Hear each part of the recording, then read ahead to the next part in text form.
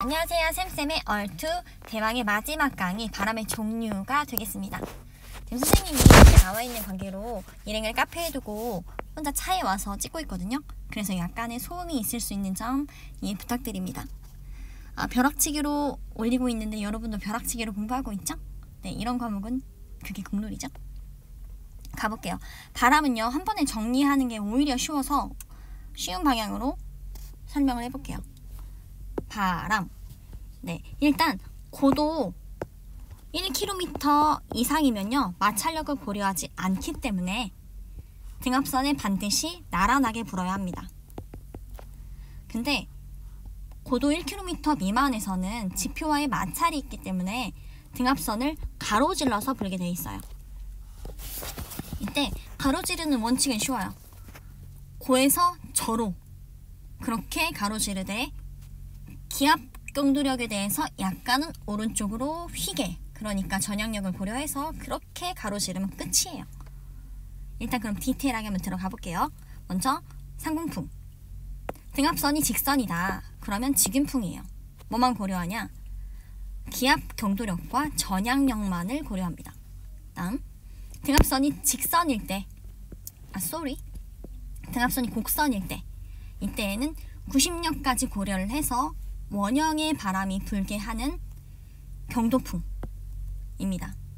그럼 세세하게 한번 들어가 보면요, 먼저 이 기압 경도력이 고에서 저로 직각 방향으로 이렇게 기압 경도력이 작용을 하는데요, 결국 그게 직접적인 대기를 움직이는 힘이 되어서 대기를 움직이게 만들어요. 처음에는 기압 경도력대로 움직이려고 하는데 전향력이 휘게 해요. 오른쪽으로 점점 휘게 해.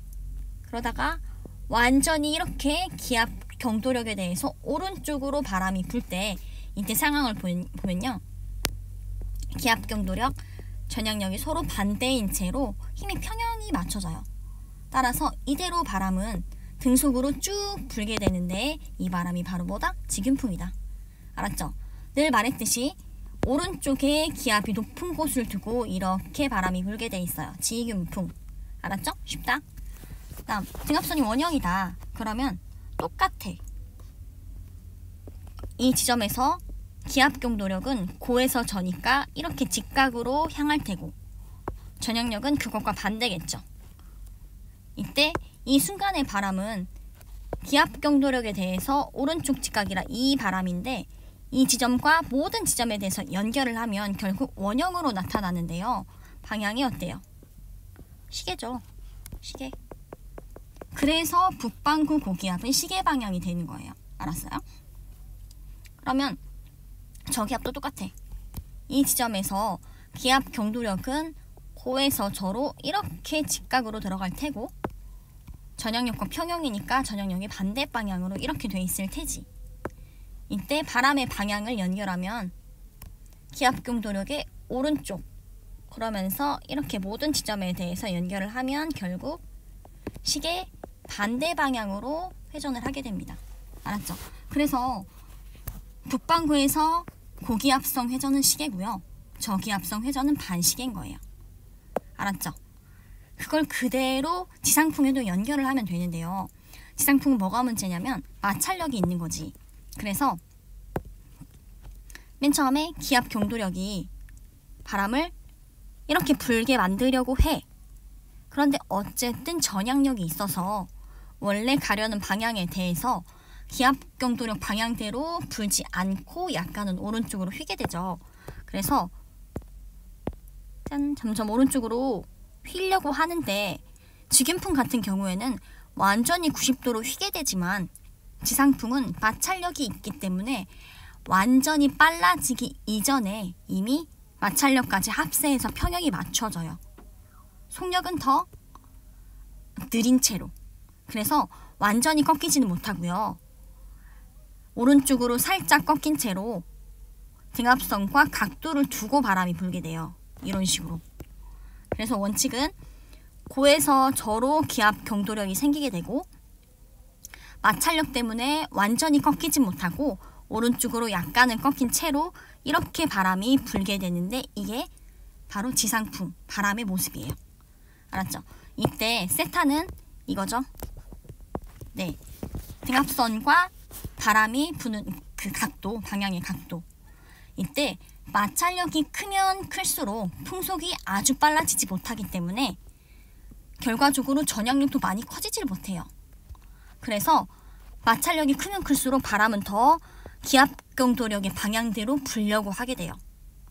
그러다 보니까 경각은 더 커지는 거죠. 마찰력이 클수록. 그리고 등압선이 원형일 때 지상풍은 어떠냐면 똑같아. 어떤 지점에서 원래는 뭐 이렇게 고기압선 경도풍 이렇게 시계 방향으로 불잖아, 상공은. 근데 지상에서는 마찰력 때문에 완전히 오른쪽으로 다 꺾지 못한다고 했죠.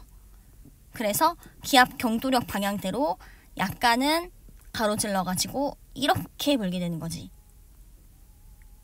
원래 기압 경도력이 꺾으려면 고에서 저, 여기에서 지금 아니 상공에서는 이렇게 꺾어야 되는데 그거를 덜 꺾다 보니까 이렇게 가로지르게 분다는 거죠.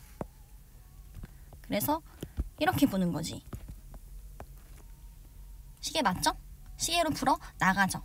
그다음에 저기압에서는 불어 들어오되 시계 반대로 불어 들어와야 돼요. 그래서 이렇게 시계 반대로 불어 들어오게 그리면 돼요. 알았죠? 이게 다 힘의 결과로 나타나는 거예요. 알았죠? 그래서 노트를 이제 정리를 해줘보면 상층에서 부는 바람, 상공풍은 1km 이상이다. 마찰력이 없다. 그렇기 때문에 등압선에 나란하다. 이때 먼저 직윤풍은 등압선이 직선일 때 등압선과 나란하게 부는 바람인데요. 뭐가 평형이다? 그렇지. 기압 경도력과 전향력이 평형이다. 이때 방향을 말하라고 한다면 방향은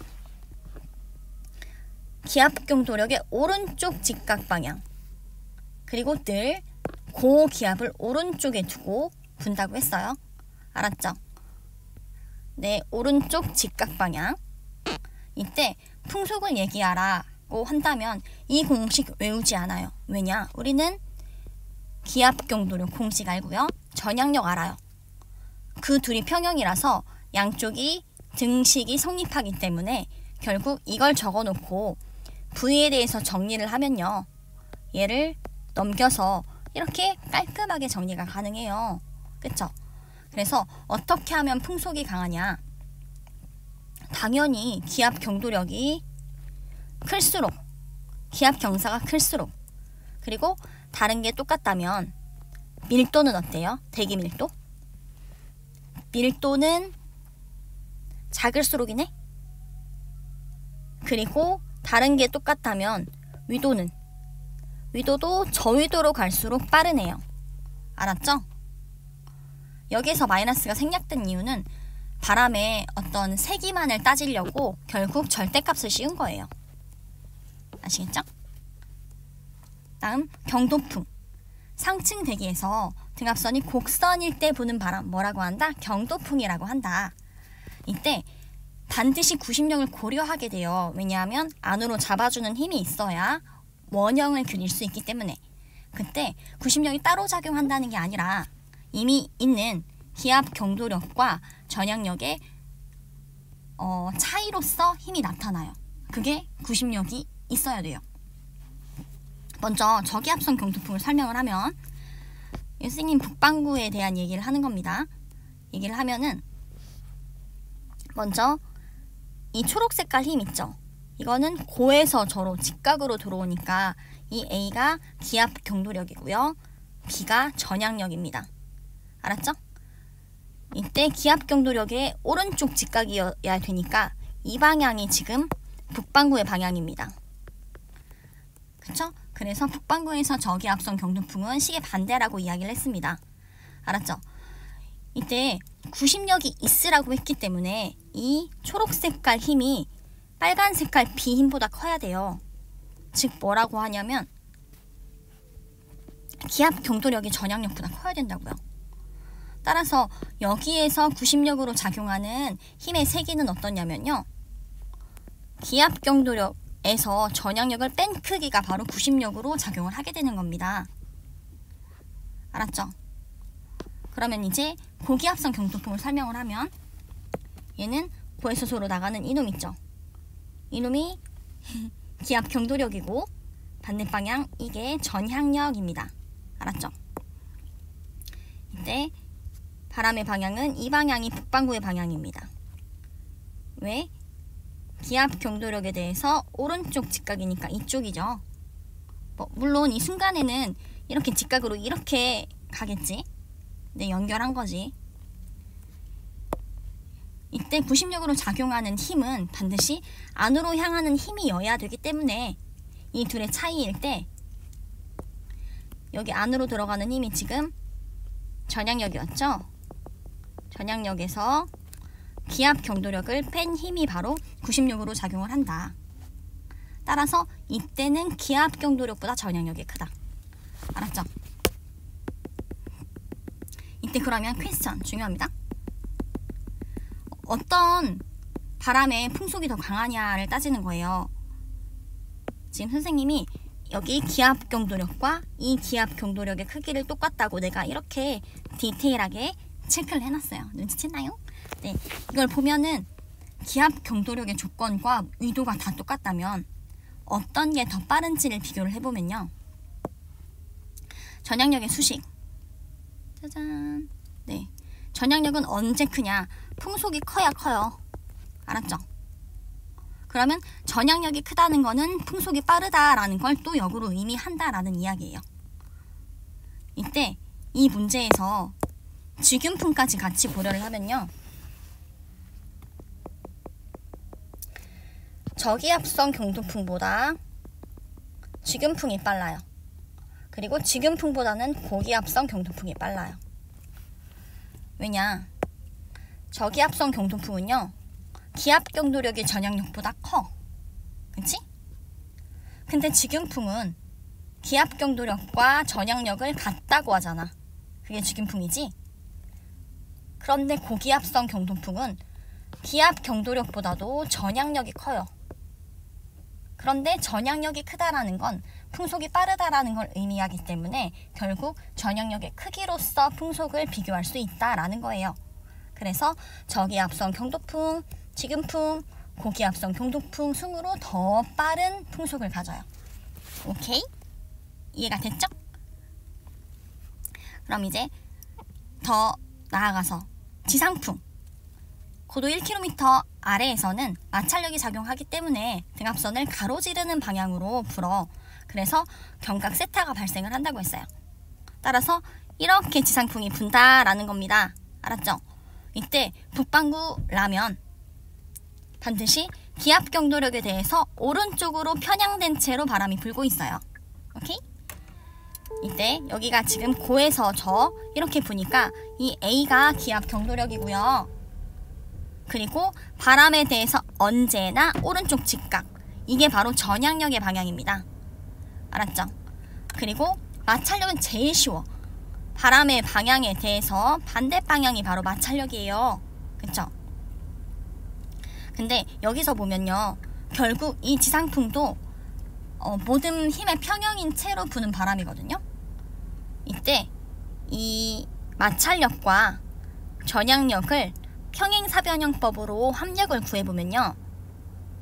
결국 이 힘이 마찰력과 전향력의 합력입니다. 근데 이 합력이 기압 경도력과 평형이어서 지상풍도 이 채로 등속을 운동을 한다는 거예요. 알았죠? 그래서 힘, 전향력과 마찰력의 합력이 기압 경도력과 평형이다. 네, 이 점 중요합니다. 풍속은 기압 경도력이 클수록 마찰력은 작아야 빠르겠죠? 이때 경각은 바람과 등압선 사이의 각도, 이게 지금 세타죠? 이거는 마찰력이 클수록 커진다. 알았죠? 다음 대망의 마지막. 등압선이 곡선일 때 지상풍은 모든 힘을 다 고려하는 거야. 다 고려해. 그리고 등압선을 가로지르게. 그래서 결과적으로 이 마찰력이 작용하는 순간에는요. 고기압에서 저기압으로 등압선을 가로질러서 불게 돼 있다고 했어요. 알았죠? 이때 이렇게 북반구에서는 저기압 중심으로 이제 수렴하는 바람이 생기는 거지. 등압선이랑 나란하지 않고. 따라서 저기압 중심으로 시계 반대 방향으로 바람이 수렴한다. 고기압에서는 시계 방향으로 발산한다. 근데 남반구에서는 수렴 발산은 똑같습니다. 기압차를 해소하는 방향으로 바람이 부는 거기 때문에 그 역학적인 원리는 똑같고요. 방향만 달라. 전향력이 방향이 반대이기 때문에. 따라서 남반구에서는요, 저기압 중심으로 시계 방향으로 바람이 수렴하고요. 고기압에서는 시계 반대 방향으로 바람이 발산합니다. 알았죠? 이해가 됐나요? 네, 그러면 나머지 시간도 열공하시기 바랍니다. 안녕!